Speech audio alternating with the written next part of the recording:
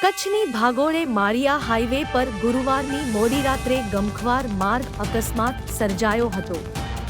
કચ્છ તરફ આવતી CNG car અને કચ્છથી બહાર જતા ટેન્કર તથા ટ્રેલર વચ્ચે ભયાનક અથડામણ થતા કારમાં આગ લાગી હતી. આગને કારણે વાહનોમાં બાળકો સહિત લોકો ફસાઈ ગયા હતા. જો કે આસપાસના લોકોએ બચાવ કામગીરી કરતા 7 લોકોને સુરક્ષિત બહાર કાઢી લીધા હતા. આ અકસ્માતમાં આગમાં ફસાઈ ગયેલા 2 બાળકો અને અન્ય બંને વાહન ચાલકોનું મોત થયું હતું.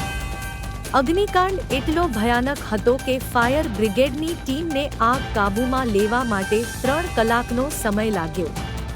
ત્યારબાદ કારમાંથી સખત દાઝી ગયેલા મૃતદેહો બહાર કાઢવામાં આવ્યા હતા. ઈજાગ્રસ્તોને તાત્કાલિક સામખિયાળી હોસ્પિટલમાં સારવાર માટે ખસેડવામાં આવ્યા હતા.